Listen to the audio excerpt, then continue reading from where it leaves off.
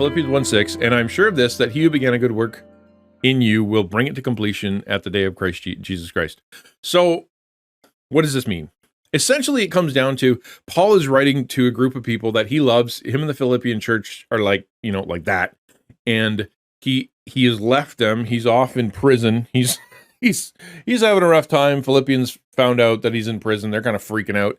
And he's like, you don't need me, even though I'm in prison. If I die, if I get killed, because it's definitely a possibility, it's okay because, and this is like one of his first things he says, because I'm confident that without me there, without me, pulling you guys along, without me teaching you, without me being your apostle, your pastor, your leader, your elder, that God will complete the work, not me. God is going to keep it going because he's the one who started it. He's the one who called you. He's the one who brings you along. He's the one who's with you every day. He's the one you're dependent on, and he's the one who's going to bring it to completion. The day of Christ Jesus is another way of saying kind of like the end times or the end of time, or when at the end when everything's done, whether it's you die and you meet Jesus, or whether it's the end of time when everybody is done, the apocalypse kind of thing. It's in the end.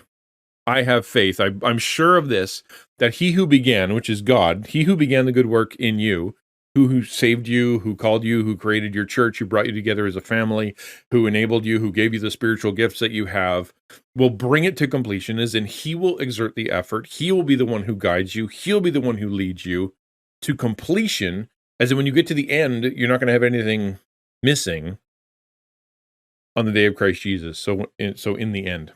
Hi, Orange Crush. Good to see you. Welcome to the stream. What does this mean for us? And it's interesting because if you notice, this is the graphic today. Today, my Devo, like legit. Today in my Devo, I wrote 1, 2, 3, 4, 5, 6, 7, 8, 9, 10, 11, 12, and then just a mess of other stuff. Like probably 15 different questions to God that all didn't have answers. None of it had answers. It's just a list of my insufficiencies. Like, God, I've got this channel and I don't know how to make it grow, if it's even supposed to grow. I've got this YouTube thing and I don't know how to tell people about it. And I've got this taco network that we made promises and we bring stuff together, and I don't know what the next steps are, and I'm too small to figure all that out. It's all new to me. And I've got this meeting with pastors tomorrow, and I'm supposed to communicate to them how I can what I need and how they can partner with me and to how I can get their help, and that's hard because they've all got their own stuff, and they're everybody's low in money and low in resources and low in volunteers. And so how do I partner with them and how do I explain that? And I've got the movement, the global esports and gaming movement, that wants me to write this, 6-week devotional study for gamers. And I'm doing the class, the creator mentoring taco training class. And that is going to be turned into a book too, which I'm supposed to write in such a way that it can be given to other organizations so they can train their people. And I've got, relationship stuff, and I got stuff with my kids and they need advice, and I've got local things and budget stuff. Like, there's so much in life just in this very moment that just comes to mind now, let alone the future or my parents or, the everything else, technology, the coming winter. Like, there's so much. And it just struck me today how utterly insufficient I am for even the little bit that God has called me to do. I'm not enough. I'm not smart enough. I'm not wise enough. I'm not equipped enough. I'm not rich enough. I'm not intelligent enough. I'm not creative enough. Like, I'm just not. And so therefore, if God, hey warrior, good to see you. If God has called me to these things, or he's put all these things in my lap, and things that are like I didn't choose, it's just happening, then does that mean that I'm failing him?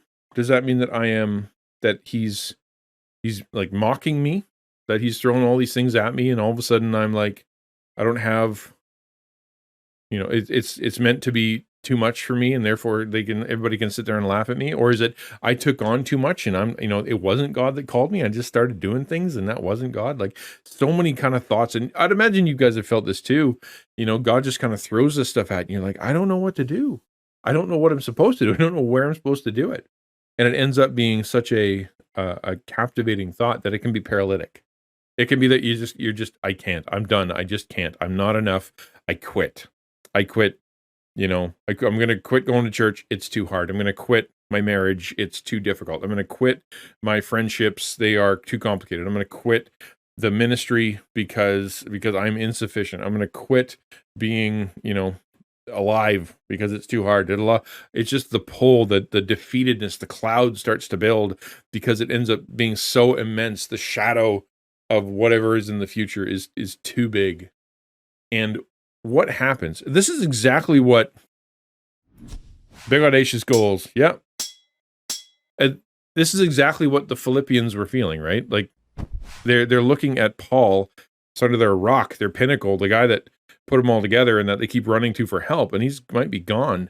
And they're like, we don't know the Bible. We don't know the Old Testament. We're a bunch of Gentiles. We have Jewish people here, obviously, but they're not nowhere near Jerusalem. Like this is hard, and we're under attack, and things are getting more difficult, and the emperor doesn't like Christians, and it's getting worse. And like the some of us are slaves, and some of us are landowners, and then now there's pagans that are part of our church, and there's all kinds of people that are like getting saved, and they're coming in, and they don't know what to do, and we don't know what to do, and now there's arguments, and now they're telling us that we need to become like Jewish people somehow, but we don't know what to do, and they're panicking, they're freaking out because they feel insufficient for the task of even having a church. So Paul's opening words to them, legit, the words that he starts with in the very first part, this is verse 6, right after, hi, this is Paul, is, I believe with all my heart, I'm sure of this, that God began the work in you. He called you, he brought you, he saved you, he planted you, he made that church happen, he's equipped you, and he's gifted you, and he will be the one. If you stick with him, he'll be the one to complete it. He'll be the one that makes sure it happens. He'll be the one that gives you what you need and resources you and gives you the wisdom, the discernment, gives you protection, gives you the whatever you need, resources to be able to accomplish whatever it is he wants you to accomplish. And that doesn't mean you have to grow the church or defend the church or anything. It means you have to do whatever he said. And so when I fall back and I look at all the things that are difficult, it comes down to basically saying, God, I acknowledge my insufficiency, my utter lack of sufficiency. I'm not enough to do what you've called me to do, even barely. I'm not enough for the family, and I'm definitely not enough for the job. I acknowledge that. And so God, in this moment, at this very moment, I don't have control of the future. I can't change the past. I can't alter anyone else's reaction to it. I can't force anybody to come to the channel. I can't force anybody to give me money. I can't force anybody to solve my problems. I can't force the weather to change. I can't do anything. I am utterly powerless in this. But I say, in this moment, the one thing that I can do is I can say, God, I want to build my foundation, my strength on you. I'm not going to leave. I'm going to trust your word. And the next thing I can do, whatever the next thing I can do, I'm just going to do it for your glory and trust that you'll do whatever you want.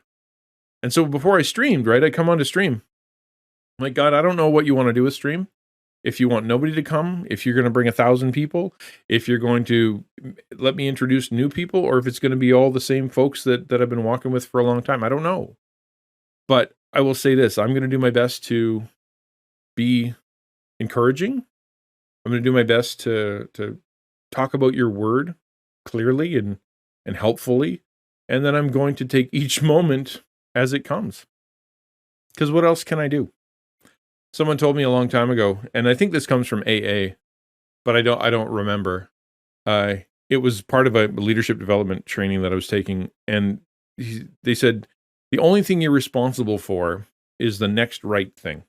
You can't do anything else. You're only responsible for the next right thing. What is that? What's the next right thing for you? It could be that you are, that you need to have a nap. You're exhausted.